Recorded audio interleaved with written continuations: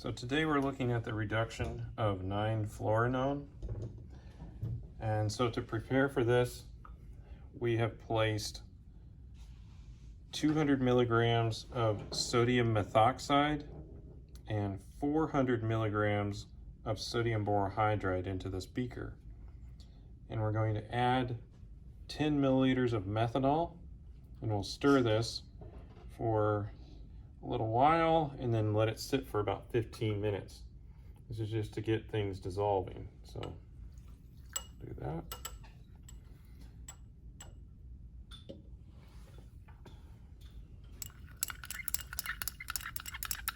We'll stir this up a little bit and we'll let it sit.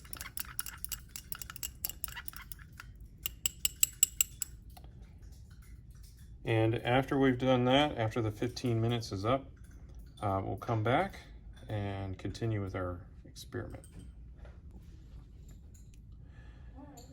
So it's been 15 minutes and we've let our reducing solution stir for a little while.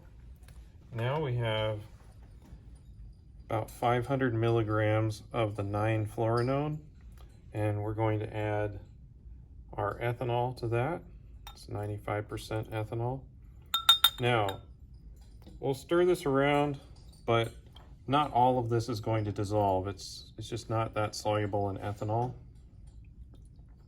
So just try to get most of it to dissolve. And we've also crushed up the 9-fluorinone because some of it can get pretty large pieces, and then those large pieces will have a hard time dissolving. So this looks pretty good, and you'll notice it's a nice yellow solution.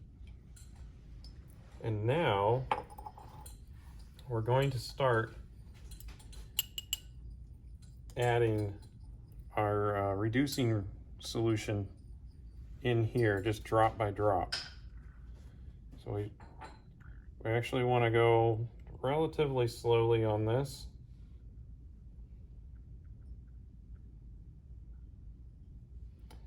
So I'll just add some in and stir.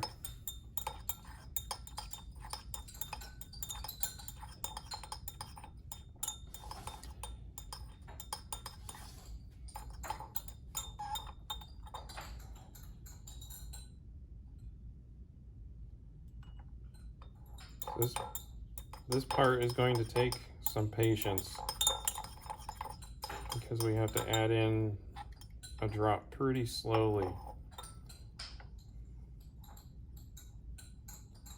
So I'm just putting in a couple drops and then kind of stirring it up.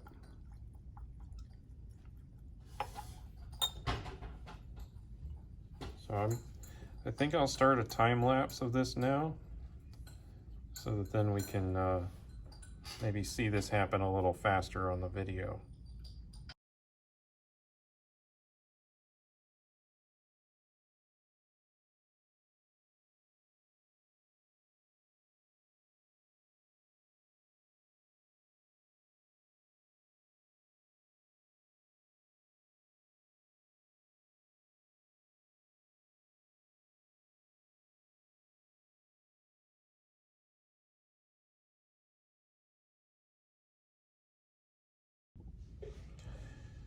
All right, so you might have noticed that the color has changed to a lot clearer, and our product should be a white solid.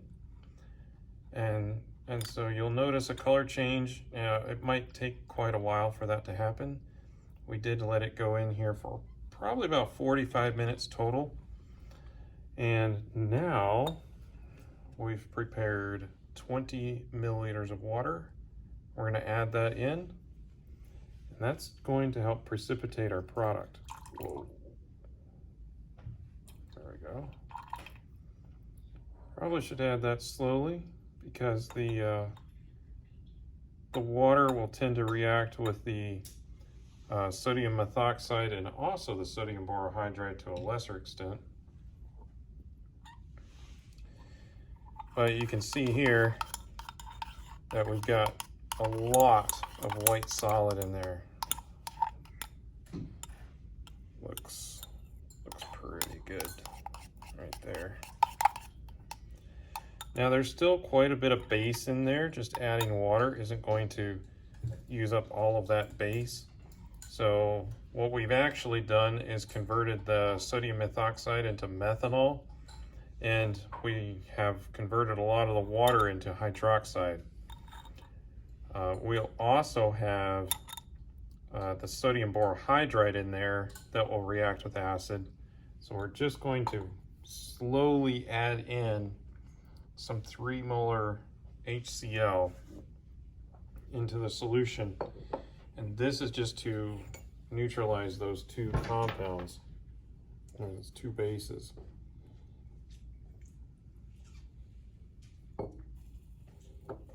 And you can see here, just how that reacts quite quickly. So go slowly while it's still bubbling.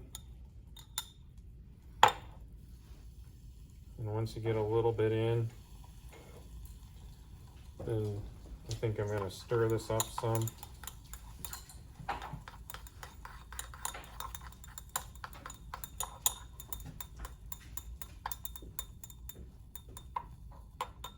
And let it sit for a couple minutes while that calms down.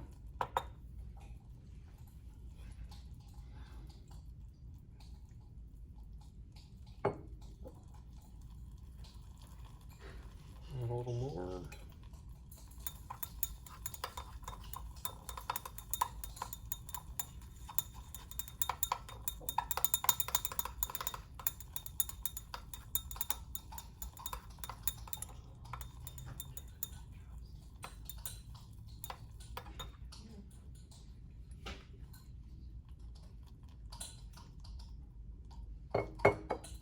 And definitely as long as it's fizzing when you add, then that should tell you that we need to add more.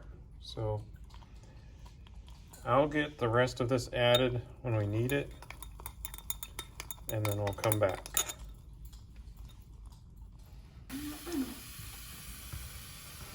Okay, so I've got the Buchener funnel set up here, and I've added enough HCl so that my container here is acidic, and I've tested that just by spotting it onto a little bit of universal pH paper, and the red is fairly acidic. So we know that we've gotten rid of all of the base that we had in here, and now we'll just add this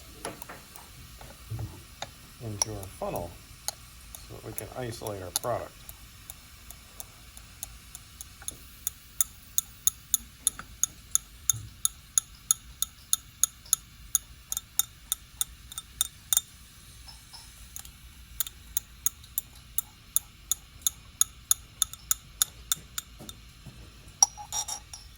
And you'll be able to see there, it's filtering nicely.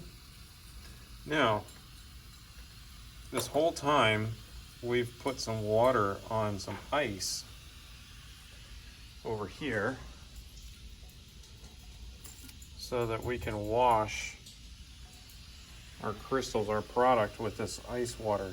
The ice water is so that we don't dissolve away a lot of our product, but all of the inorganic salts like the sodium borohydride, other things like that, are readily dissolved, and so this will just clean that up a little bit. So what I'm actually going to do first is I'll add this ice water into my beaker that I did the reaction in, just so that I can easily get any of the residual out.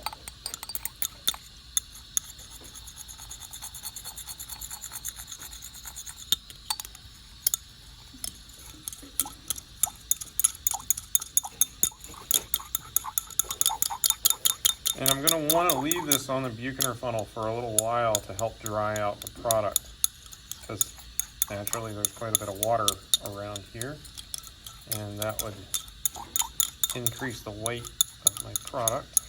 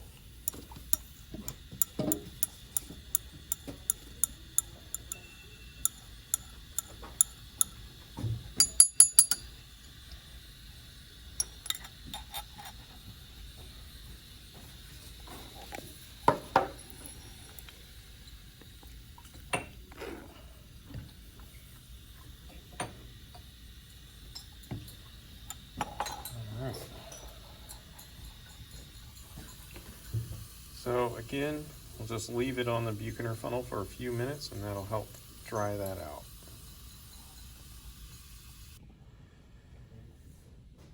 All right, so now we have a heat lamp here that we're going to help use to dry off our filter paper and our product.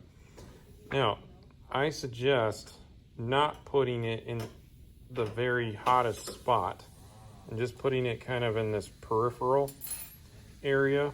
And that way a lot of people can use it, but also this can get quite hot. And sometimes when you do this on organic products, I doubt that will be the case for this one, but sometimes you can actually get them to melt, and that would not be a good thing for us. So we're going to leave it under the heat lamp for a few minutes, and we'll just need to check on it just to make sure that, you know, it's not melting or something isn't happening there. And we'll just watch, and we should notice that the filter paper will be dry. And once that happens, then maybe the product is okay. So it's been drying here for quite a while, but water is difficult to evaporate, and so you might have to try to fluff it up a little bit or just manipulate it a little to expose the inside to help get it to dry out. So once it dries, we'll get a yield, and then we'll also measure the IR.